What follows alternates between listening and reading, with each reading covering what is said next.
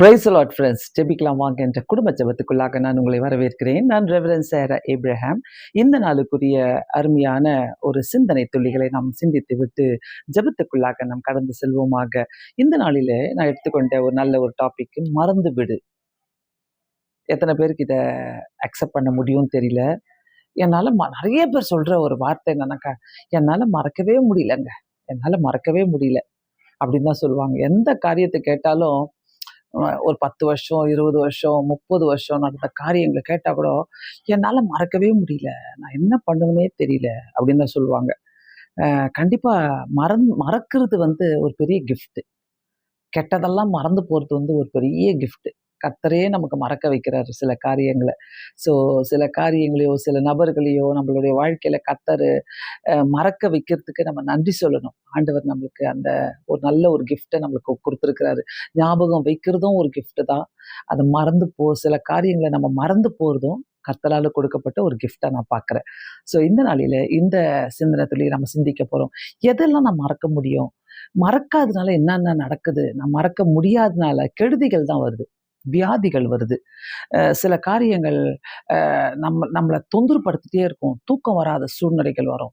என்னால மறக்க முடியலையே, என்னால மறக்க முடியலையே, நான் இத எப்படி மறப்பேன்? அதுக்காக ஒரு மாத்திரை எடுப்பாங்க. தூக்க மாத்திரை எடுப்பாங்க. என்னால அதுக்காக குடிப்பாங்க. அதுக்காக போதைப் பொருட்கள் எடுப்பாங்க. என்னால மறக்க முடியல. வாலிப பிள்ளைங்கள்லேருந்து பெரியவங்க வரைக்கும் இததான் செய்றாங்க. நெறைய பேரால மறக்க முடியாத சூழ்நிலைகள் இருக்குது. நம்ம என்னைக்கு சில காரியங்கள மறக்கணும்னு முடிவு பண்றோமோ, அன்னைக்கு நம்ம மறக்க ஆரம்பிச்சிரணும். மறந்துரணும். இது வரக்கூடாது. ஜெபம் பண்ணாலே போதுங்க. அத மறந்துருவோம். சில காரியங்கள எனக்குள்ள நான் சிந்தனை செய்து அதாவது வேதத்துல ஒரு வசனம் சொல்லப்படுகிறது. பவுலடிகளார் அழகாக சொல்லுகிறார். பிலிப்பியர் 3வது அதிகாரம் 13வது வசனம்.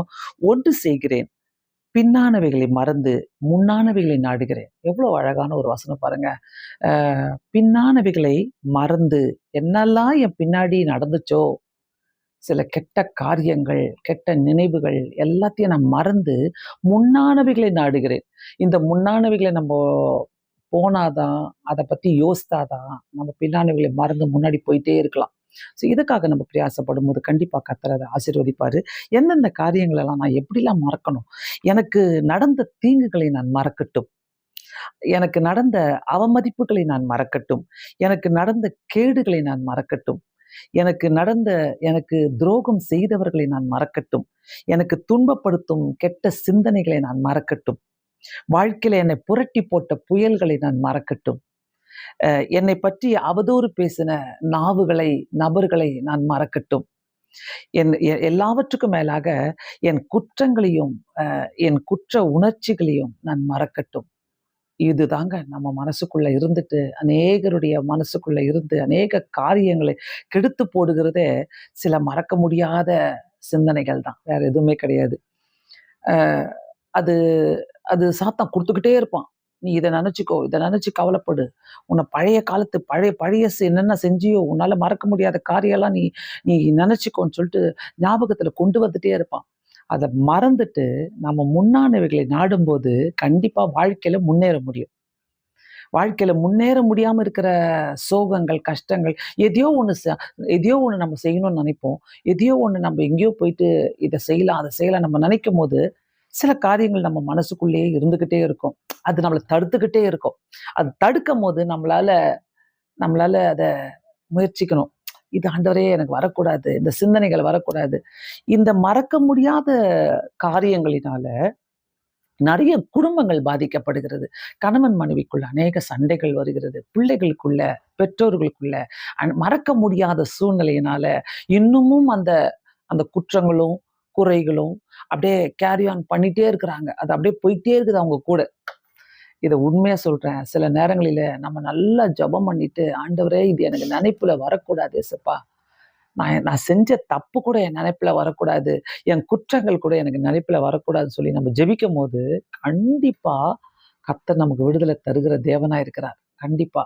நம்மளுடைய குற்றங்களை மன்னிக்கிறவர் அவர். நம்முடைய பாவங்களை மன்னிக்கிறவர் அவர். அவர் நம்மள மன்னிக்கும்போது, அவர் மன்னிச்சுட்டாரு, அவரு இத நினைவு கூரல அப்படி சொல்லும்போது, நம்மளும் நினைவு கூரக்கூடாது. அவ்வளவுதான். கர்த்தர் நினைவு கூர மாட்டேன்னு சொல்லிட்டாரு. நம்மளும் நினைவு கூரக்கூடாது. ஸோ கண்டிப்பா அநேகருடைய காரியத்துல, அநேகருடைய வாழ்க்கையில சில பின்னானவைகளை மறந்தாதான் முன்னானவைகளை நம்ம நாடி போக முடியுன்றத மறந்துறாதீங்க. கண்டிப்பா.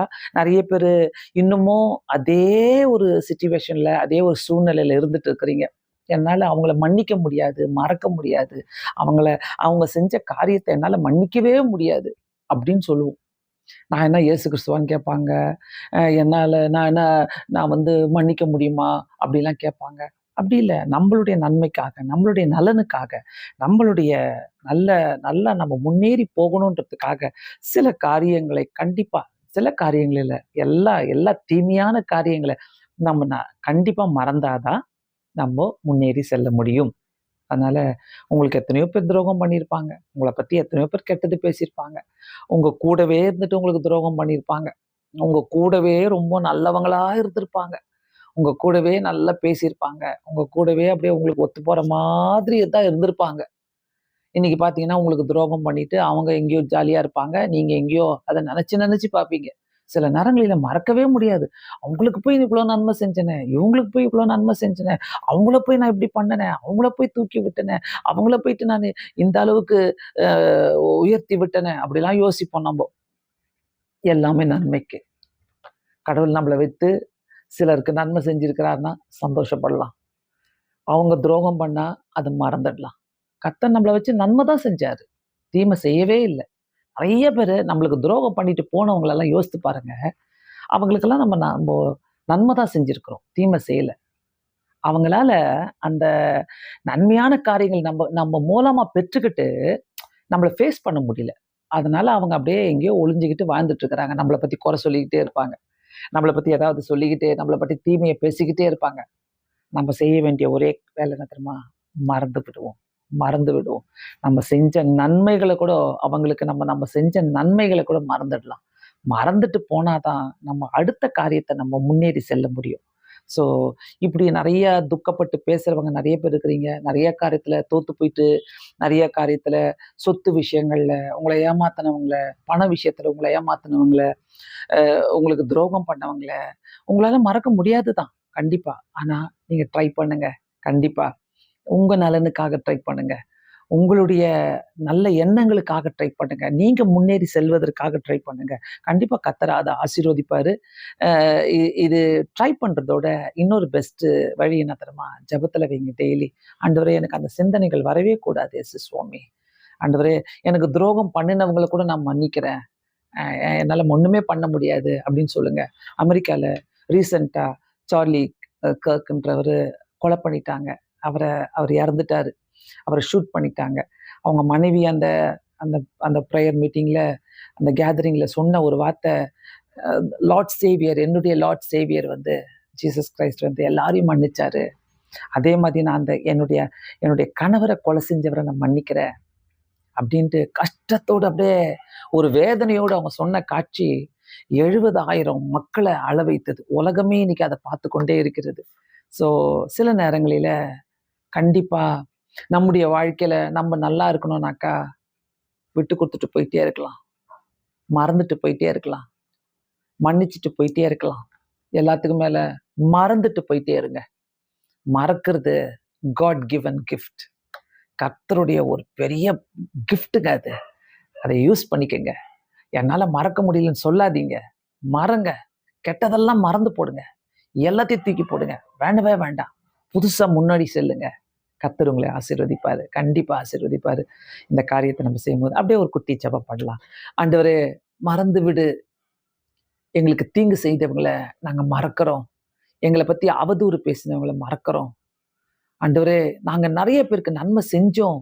எங்கள பத்தி கெட்டதாவே நினைத்து எங்க எங்க பேர பப்ளிக்ல ஆண்டவரே எஸ் சுவாமி கெடுத்து போட்டாலும், நீங்க எங்க பெயர உயர்த்தி வைக்கிற தேவன் அப்பா.